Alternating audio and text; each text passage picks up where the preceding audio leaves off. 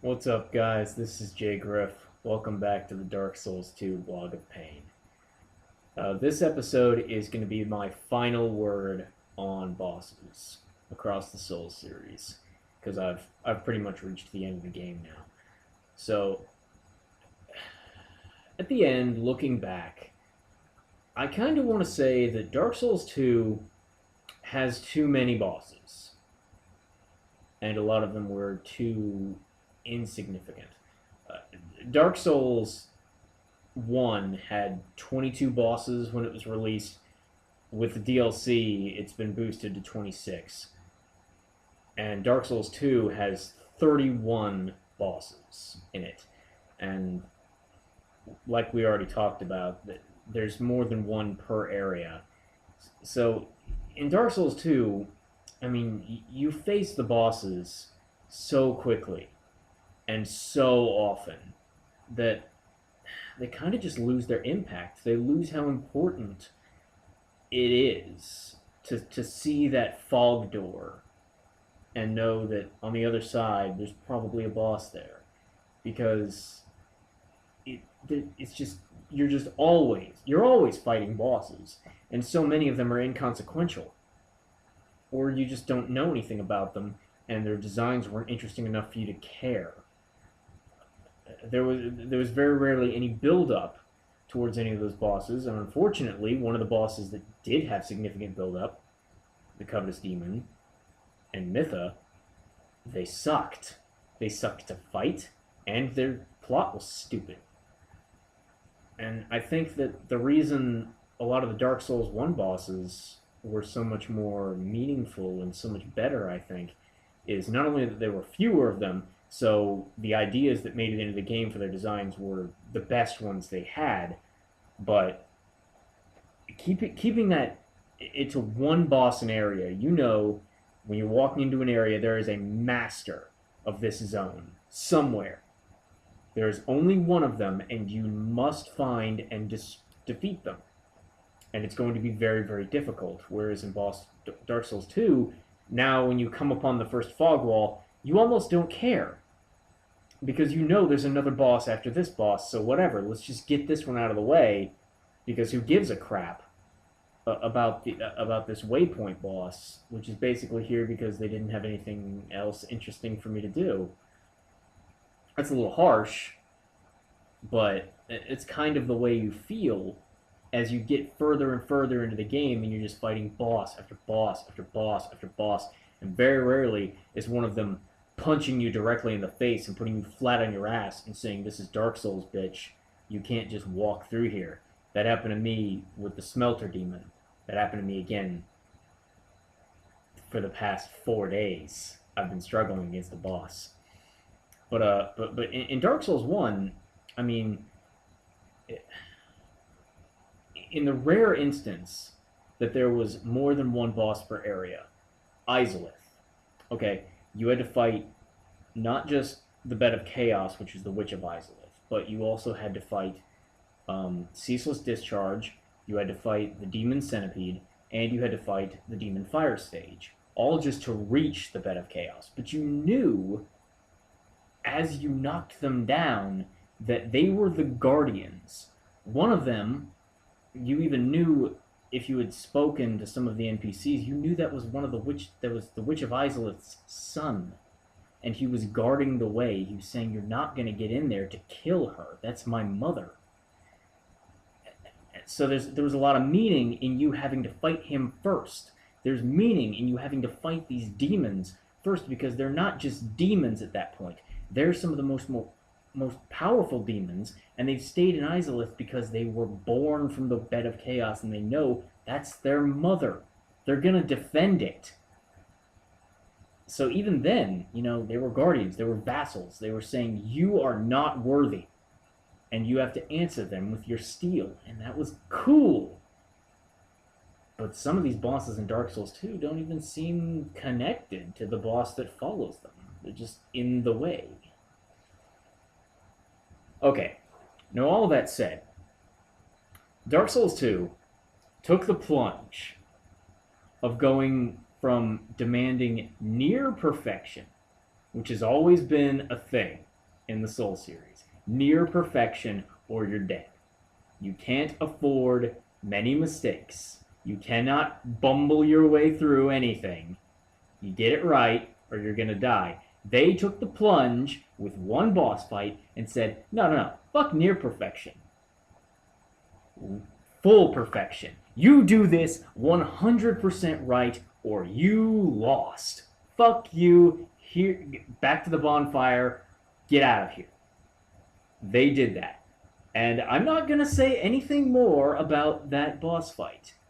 I, instead, will take you through it with me from 3 hours ago. Alright, what's up guys? This is Jay Griff, and what you're about to see here is maybe attempt 35 at what might be the hardest boss in the Souls series. Now that I just said that, okay, this isn't the best boss in the series. You know, not by any stretch of the imagination. He's harder than Smough and Ornstein. He is not better than them. Because the reason it's harder is kind of bullshit. You'll notice I'm not wearing any equipment. No armor.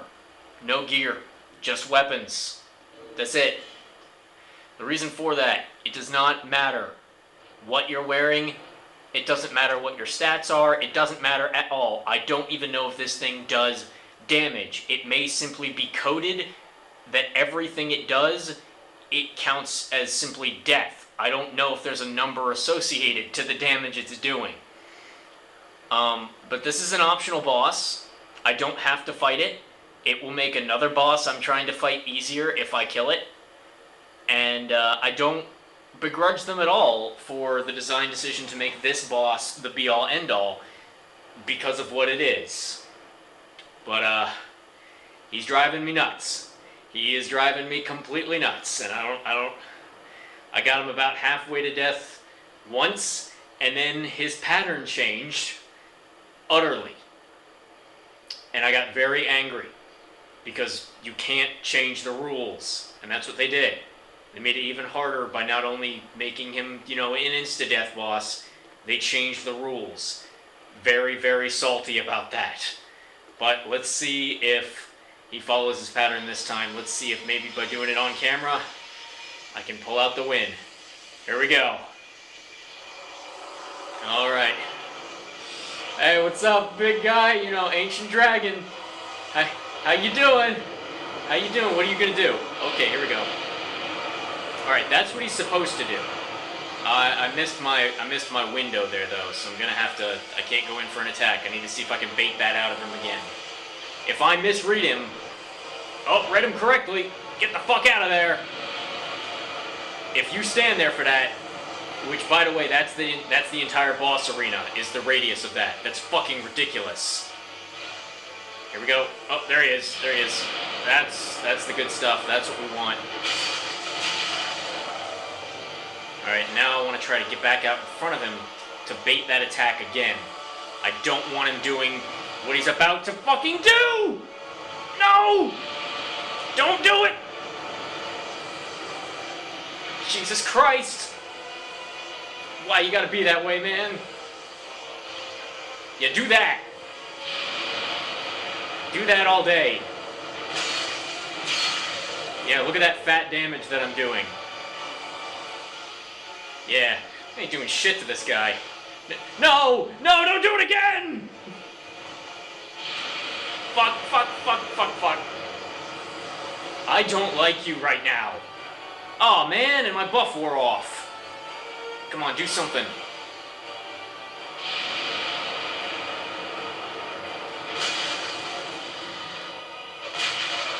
Oh, boy. Uh-oh. Oh, no. Oh, no. Oh, I fucked it up. Oh, fuck. Oh, God! Well, that's the first time I've seen that attack. But it's not the last time I'll see that screen, I'm sure. Fuck! Yeah. That thing is something.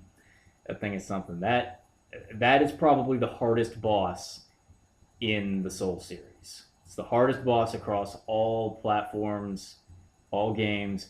That's one of the hardest That's in my top 5 hardest bosses I've ever faced in a game ever.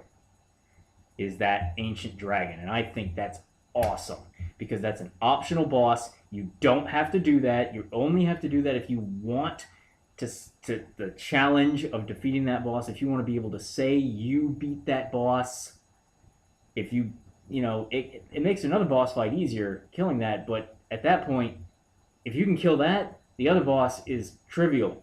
He's nothing compared to what you've already done. And it's an ancient dragon. That's what it would be like to fight a dragon. If you ran up hey, what's up, and you tripped a little, dead.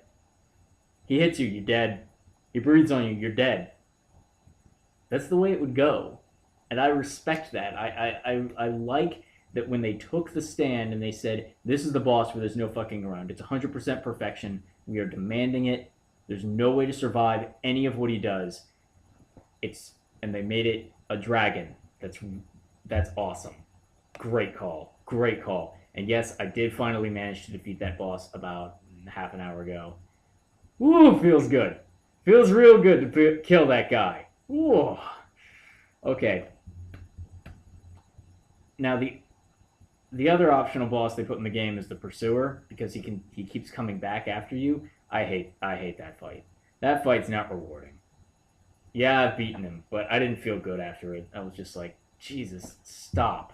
Just don't come back anymore. I'm tired of fighting you, man. Yeah. So my bottom line on the bosses. My bottom line is that Dark Souls 2's bosses, on the whole, are about as well designed to fight as the bosses from Dark Souls 1. Now, there's no Smough and Ornstein, but I don't know if we needed another one of them. But looking back, I prefer the bosses from Dark Souls 1. I prefer them so much more, not just because of how to fight them, and that goes back into the basic combat dynamics of the game and how there were subtle and sometimes more pronounced differences in how you have to fight in the two games, but I cared so much about their stories, and their designs were just so much better than what we got in the second installment of the series. They just mean more to me. But kind of getting into the reasons as to why that might be, I'm going to talk about that on my next blog as I move into my final thoughts on plot and theories. So, hey guys, this has been Jay Griff, and thanks for listening.